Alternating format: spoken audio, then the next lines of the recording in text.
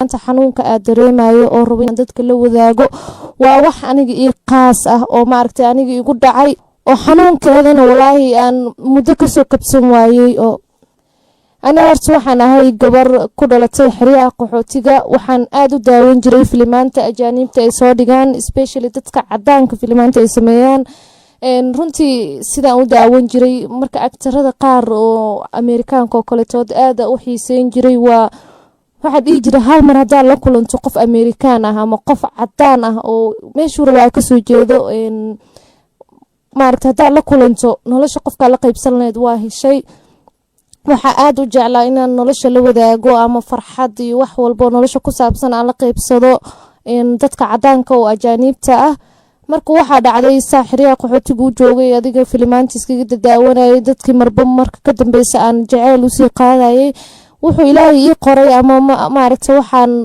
helay nasiib ah inaan baxo oo Ameerika aan tago run ahaantii marka meeshii tagay waxa dhacday inaan maaragtay waa ogtiin marka qaxooti ka tagto Ameerika lagu geeyo iskuul iyo waxba bilaabaysa marka waxa dhacday iskuulkii aan dhiganayay inaan wiil cadaan ah oo meeshii joogay isku class ahayn aan ka helo wiilkii run ahaantii aad u ii soo jiitay wiilka marka hadana wiil wuxuu ahaa wajigiisa markaan fiiriyay la ekaa qof naxariis badan oo dhaqan fiican oo maaragtay maanta hadaan barto ama nambarkiisa xitaa helo aan wax badan maaragtay noloshooda ka bedel lahaa oo wixii aan yaraanteydii ilaa iyo heerkan murugta maanta dhibka aan ku jiro isoo gaarsiiyay aan jeclaan jirayna aan gacanta ku soo dhigi doono intaas kadib waxa dhacday maalin aniga oo maaragtay wiilkii iyo aniga oo galaaska ku daahnay aniga horta imtixaan iyo waxa uu fadhiyay saas darteed galaaska isaga dhaxaray asagana sidoo kale wax uu iska aqrisanayay meesha aniga asagoo meeshii iska dhex fadhino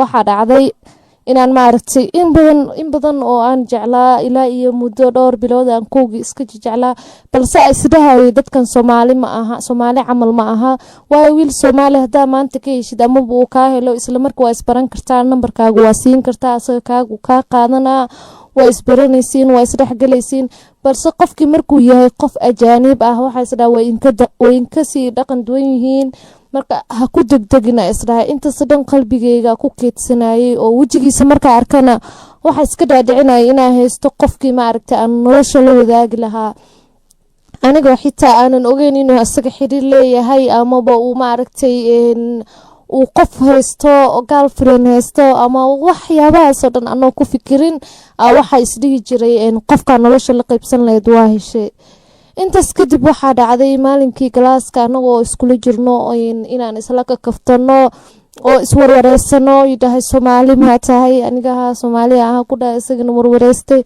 soo intii kadib marka iswareysanay wiilka xoga number ma weydiisanin ciwaan ma weydiisanin meeshii ku kala tagnay maalinkii dambe galaaska isku imaanay hadana galaaska markii la imaaday waxay muusa weydiin ana intaas qalbigeyga waxa weydiina way ku weydiin laayahay qofkan dareenka aw haysid ama in uu ka arkaa markuu class soo galo in asaga fiirinaysid oo mar walba asaga ku maqan tahay way qofkan uu maartay xiriirkaaga iyo u dareemi laayahay in asaga daneynaysid wiil Soomaali haduu ahaan lahaa maybe way dareemi lahaa marka laba mar fiiriso wiil Soomaali haduu yahay uu kula hadla lambar uu ka qaadana ama asaga ku fiirnaa markuu ku fiiriyo waxa leedahay uu ka xishoona nambarkaagu waa iska sii kula soo xiriiro intaas kadib waxa dhacday wiilkii inuu maalinka la galaaska imaado hadana waxa isdhahay maaragtay asaga wuxuu ka jaakirayaa inaad maaragtay iskula sii xiriirtiin maadaama aad tahay Soomaali qof Afrikaan ah asagana maadaama uu yahay qof Ameerikaan oo cadaan ah maaragtay inuu marabo inuu maaragtay isku dhex dardaro dad oo maaragtay ajaanib ah ani inta kadib wiilka ani man yajabin because of illa yaraanteeda jeclaan jiray in qof cadaan ah xiriir la sameysto intaas kadib waxa dhacday wiilkii inaan aday markii dhowr bilood la sii maray waxa isdahay intaan kadib inta jeclaan lahayd waxa ku dhaantaba qof kale tood aad maaragtay xiriir la sameystid ama wiil kale cadaan aad ka heshid oo maaragtay xiriir iskala sameystid oo farxad ku siiyo inta isku xirleed qofkan oo maaragtay ku soo jeedin maybe qof kale u haysta anoo maalmo fikirsan oo galaaska marka imaado qofka markuu stress hayo ama fikirsan yahay qof kasta wuu dareemaa wuxuu isdhahaa in qofkan waxbaa ka qaldan, qofkan maxaa ku dhacay, qofkan xanuunkuu dareemayay iyo wax. qof kasta wuxuu isku dayaa si maaragtay haddana cadaanka xoogaa way iska naxariis badan yihiin oo wuxuu isku dayaa inuu maaragtay ku dhaho maxaa kugu dhacay, at least inuu ku dhaho xanuunkaaga iyo dhaawacaaga inuu ogaado waxa aad la murugeysan tahay. marka maalin maalmaha ka mid waxaa dhacday anoo iska fadhiya meesha oo fikiraayo oo isdhahayo qofka noloshaada ka saar oo qofka la raadso. wiilkii markii la baxay galaaska dhan dadkii dhan baxeen oo anigana meesha iska fadhiistay, meesha madaxa iska saartay, soo nafteeda la sheekeysanaya iyo qalbigeyga waxa weydiinayay maxaa kugu dhacay, waay qofkan kaliya u fiirinaysaa, qofkan mar walba asaga muxuu kaaga sii jeedaa, naftaada kaliya iyo qalbigaaga kaliya daneynayo, asagana ma ku dareemayo oo maaragtay marabo inuu maaragtay arko xanuunkan dhibkan iyo dhaawacan iyo waxaan dhan kaligaa maraysid. marka maxaa isdhaha waay kaligaa maaragtay u fikiraysid, waay kaligaa dhibka ku haysto. hata maxaa isdhaha noloshaada waa samaysan kartaa, qof kala heli kartaa oo maaragtay ku jeclaado adna aad jeclaatid. marka maxaa dhacday inaan maaragtay isku day inaan qalbigeyga ka saaro. soo anoo saas u fikiraya meesha fadhiyo ii imaaday, wuxuu igu dhahay maxaa kugu dhacay abaayo, ma xanuunsan tahay? marka maxaa dhahay abuu ma xanuunsani, baad qof aa jeclaadaa dhahay. ilaa qofka hadaa wax jeceshahay ma isxakameyn karti. marka waxaa dhahay qof aa jeclaaday. marka wuxuu igu dhahay qof maa jeclaatay? haa. way ma u sheegatuu dhahay. marka maxaa dhahay may muu sheegan. okay muxuu dhahay number ma ka haysaa? maxaa dhahay may ma ka hay. ciwaankiisa ma haysaa? may waxba ma ka hayaa dhahay. magaciisa ii sheeg. soo magaciisa ii sheeg markuu dhahay asaga magaciisa u sheegay. markaas muxuu dhahay qofkaas aniga miyaa mise qof kale oo magaceyga haysto? intaas kadib maxaa dhahay waa adigaa dhahay qofkaa jeclaaday, adna marabtid inaa maybe marabtidaa dhahay inaa xiriir la samaystid ama xiriir kale maybe aa leedahay. marka maxay ku dhahay hadaa waxii sheegi laheedu dhahay maaragtay wax waa kula qaban lahaa, balse adi wax mii sheeginu dhaa waa iskala kaftami jirtay, waxaas dhan ma igala hadli jirin. intaas kadib waxaa dhacday inuu maaragtay ciwaankiisii siiyo, aniga asaga mar walba isla xiriirno, aan noqono dad mar walba fasalka isla imaado, iskala baxo, banaanka isla soo warwareego. adi marka maalmo adiga ilaa iyo like 7 days ama 8 days markaasaas u wada soconay. maalinka adi sagaal maalinkii la gaaray wuxuu sameeyey, wuxuu dhahay gurigeyga rabaa inaa igu imaadid. marka hore guriga ku sheekeysan jirin, banaanka iska soo warwareegi jirna, ice cream isla soo cuneyna, meelaha soo baashaaleyna. soo marka wuxuu igu dhahay next time wuxuu igu dhahay inaa guriga ii imaadidaa rabaa. okay aniga qof wax jecla ahay, intaasoo dhan soo jeclaa, maanta markaa fursad ku helayna uu maaragta isaga ii fududeeyey, nambarkiisa ciwaankiisa wixiisa hele. marka waxaa ku fikiray inaan gurigiisa ugu tago, waayo qof 8 days aa isla soconay. 8 days kaasna aan maaragtay macnaha 8daas maalmoodna aan maaragtay waxba igu sameynin oo just caadi iskala soconay. soo marka cadaanka maxay yaqaanaan wax oo boyfriend and girlfriend la dhahay, marka saaxiibtinimo. marka anigana xiriira la sameysanayay, waayo maadaama gabar muslim ahay ma sameyn karo maaragtay wax nin intaa la saaxiibo la baashaalo maanta la warwareego macquul ma aha. marka maxaa ku fikiray inaa u tago gurigiisa oo soo ogaado. waxaa isdhahay aniga muxuu rabaa inuu si fiican kuula sii sheekeysto, farxad ku siiyo, maaragtay murugtii iyo wixii aad dareemaysay iyo waxaas dhan adoo fikirays maadaama uu ku bartay oo u sheegato xiriirkaaga jaceylkaaga. waxaa isdhahay marka wuxuu kuugu imaaday inuu kula qeybsado oo jaceylkan iyo waxaan kaligaa dhahaysa aad dareemaysid inuu kula qeybsado ayuu imaaday. laakiinse qofka waxaas dhan ma u soconin.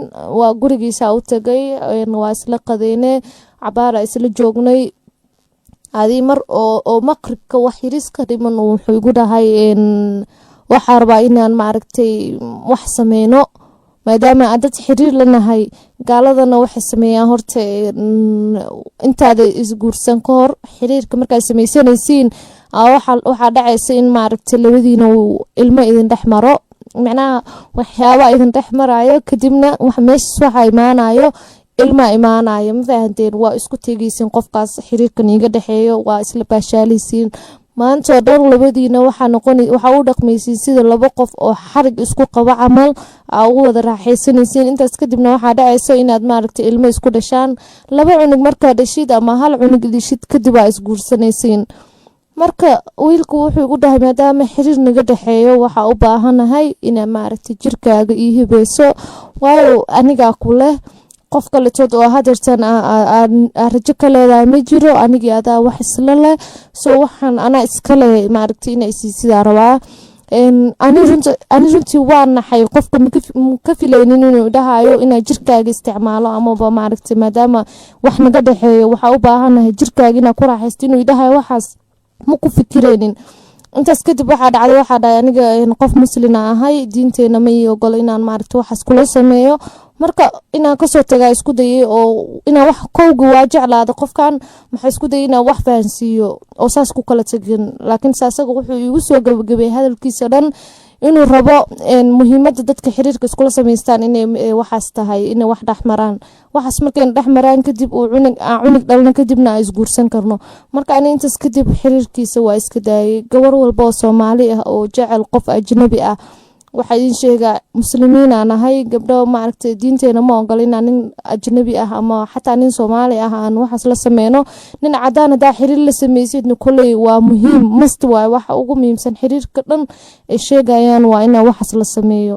waxaas hadaa sameynayso waxaa laga yaabaa qofki inuu intaas kaaga fogaado. marka intaas kadib aniga qofka markaa saas ku dhahay asagana wuxuu ii sheegay inuu xiriirkeena socon karin maadaama aan aniga waxaas sameyn karin uu xiriirkeena meeshaas ku egyahay. xitaa niyadjabkay kale waxaa iisii dheer inuu asaga uu xiriirka gacantiisa kusoo afjaro. intaas kadib qisadeyda xanuunkeeda qof aan la wadaagaa waayey. janalkan uu ii suurtageliyey maanta inaan dareenkeyga soo bandhigana waxaan si niyad ah maaragta ama si walaaltinimo ah gabar walaashiin oo dareenkeeda soo bandhigtay maadaama aan ahay.